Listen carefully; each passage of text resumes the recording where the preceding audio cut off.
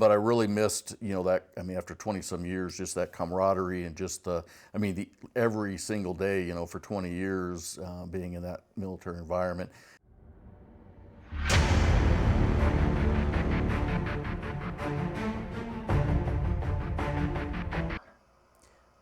My name's Blake Fuhriman. I am the founder for Veterans Navigation Network, a Billings-based nonprofit that I started here in Billings, Montana in 2019.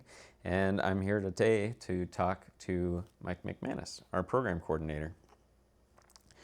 So Mike, I know there's a lot of history with Veterans Navigation Network, how you came to be here, but let's start off with your military service. Why don't you tell me about that? Yeah, so, originally from Miles City in 1987, 18 years old, just a couple weeks after graduation, down to boot camp. I'm retired Air Force, 20 years went by very quickly.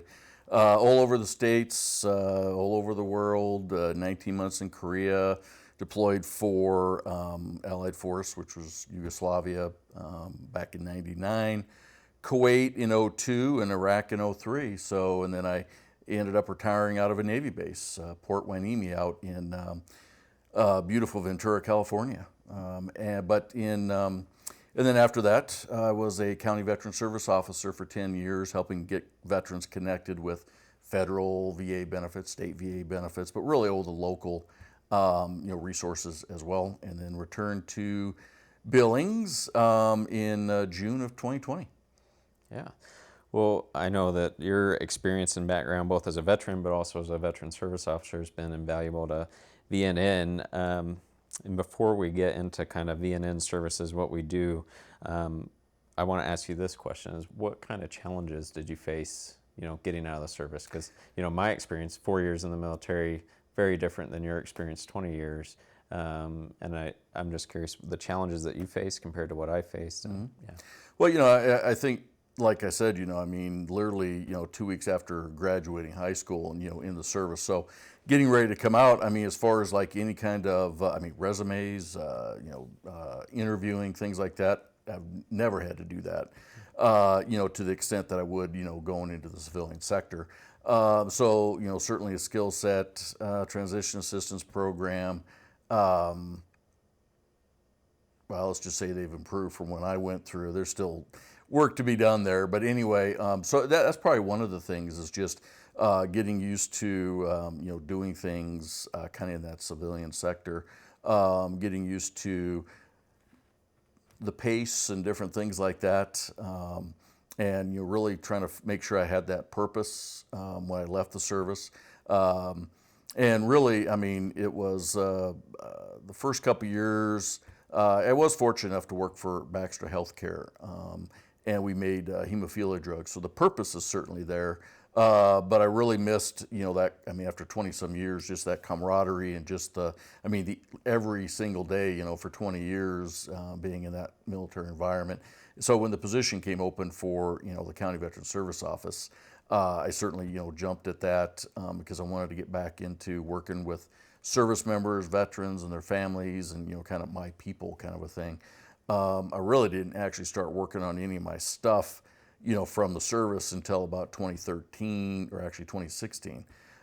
So, and I left Iraq in July of 04. So almost cost me another marriage and everything else. So even though my transition, was just focused on job and things like that, and really didn't start working on me and my relationships and things like that until even after I had left the service.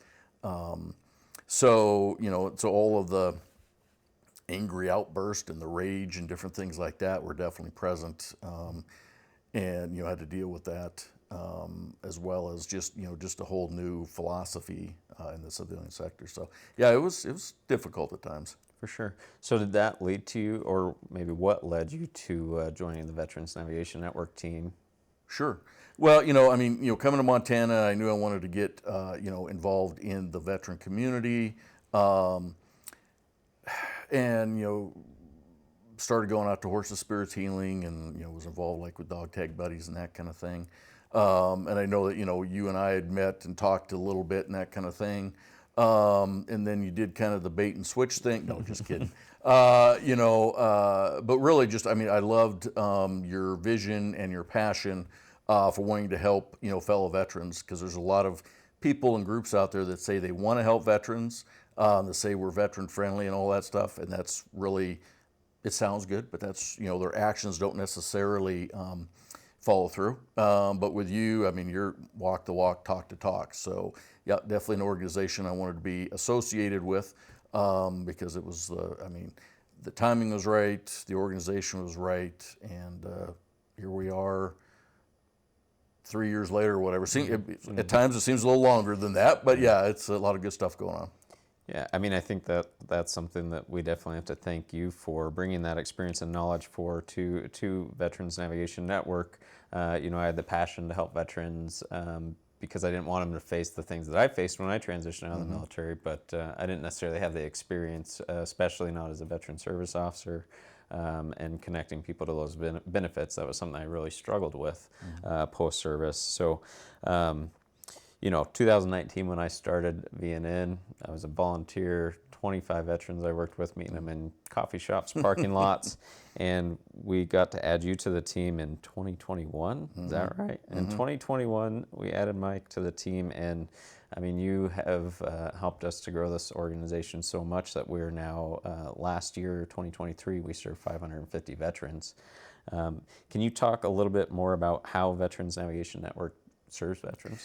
Yeah, I mean, I think it's a very interesting, model that could, definitely should be replicated in other locations. But really, talking to that service member or the veteran or, family member, because we certainly can't forget our family members or our surviving spouses of our veterans as well.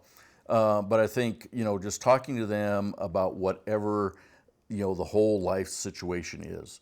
And really looking at kind of that holistic, how can we help them holistically? Yes, maybe they've never enrolled in VA healthcare. Cool, we can help with that. Maybe we've never filed that, disability compensation claim. Cool, we can work with that as well. But maybe there's, really other modes of treatment, maybe some complementary, treatment. Maybe they need a psych service dog or equine therapy, or maybe their hot water heater goes out. I mean, it's really what do they need, and how can we plug them into our different partners, and not just here in Yellowstone County, but as you know, we've helped vets coast to coast, even in the Philippines. But I think really just statewide, how do we help those veterans and get them connected to those those specialized service providers, I guess, if you will, like a dog tag buddies or whatever. Allow them to focus on what they do best. Train psych service dogs, awesome. But allow us to really do that resource navigation and that case management. Maybe, that peer mentorship I think can be very important as well. Maybe that's what they need. So we can certainly, work with that. Someone even separate from, VNN staff member to kind of help, walk with them through whatever it is they might be going with on a more frequent basis, with us still kind of, checking in, making sure things are going well. So I really think it's a model that is a good way to spur collaboration and really coordination of all the different services that might exist in a community or a county or even statewide, to really best benefit that veteran when they're sitting in front of you. Yeah, I think you touched on a point of just the collaboration, and we're not out here to duplicate services with Veterans Navigation Network. We're here to connect veterans to those resources and hopefully cut out a lot of the red tape or bureaucracy that can go with accessing some of those services. So, I would encourage anybody that's watching today that if they want to get connected to some of those things that you've mentioned, or if they just want to see how they can help their fellow brothers and sisters in arms, that they reach out to us at Veterans Navigation Network. They can do so online, right, at veteransnavigation.org. We have a pretty good social media presence on Facebook at VetNavNet, and then also by phone 406-435-9308. So with Montana, Montana's kind of got a special veteran population that there's a lot of us. Can you talk a little bit about the statistics of veterans in Montana? Sure. I mean, per capita, while overall population, roughly, 90,000 veterans.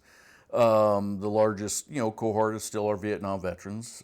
We don't have very many, World War II and Korean veterans anymore. I mean, large, drafts during that time frame. So at one point, they were definitely a large population, and now it's as they've, passed on, our Vietnam vets make up probably 37% of those, 90,000. But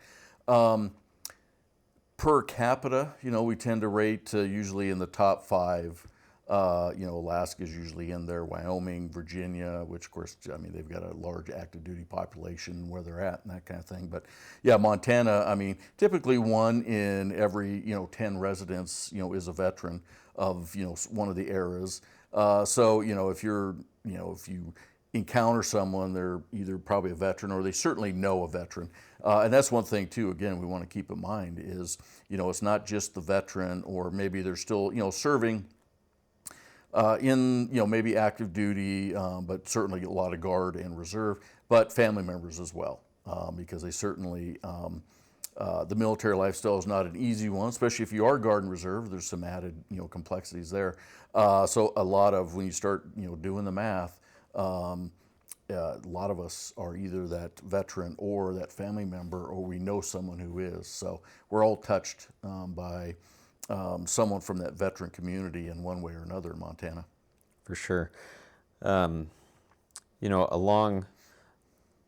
Along with those statistics, there's a lot of numbers that are thrown around about veteran suicide, and Montana, unfortunately, is pretty high on the list in per capita amounts for suicide in general. But when it comes to the veteran community, nearly double their civilian counterparts.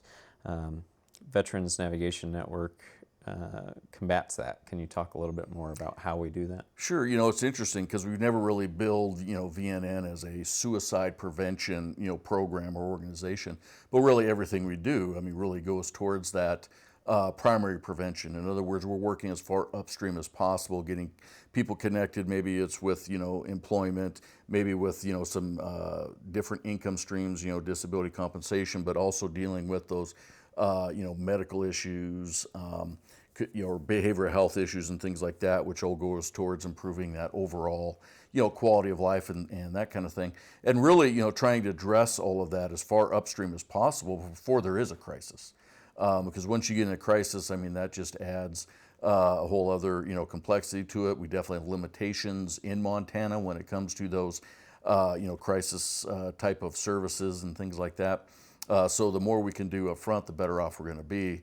And that's really the space we try to occupy is, let's get out there information, let's educate, the overall community, but certainly our veterans and their family members about the services that do exist that can, improve their quality of life and hopefully not result in that type of crisis where unfortunately we see, far too many of our fellow brothers and sisters take their life, by suicide. In fact, we tend to be usually, and unfortunately, this is something that's gone on for decades. It's not improved, and we've got a lot of work to do. But usually, Alaska, Wyoming, Montana, as far as again, high per capita veteran populations, gun cultures, drinking cultures, large expanses of just there's not a whole lot out there necessarily, or some resource scarcity and things like that. If someone even is wanting to come forward, we're very blessed here in Billings.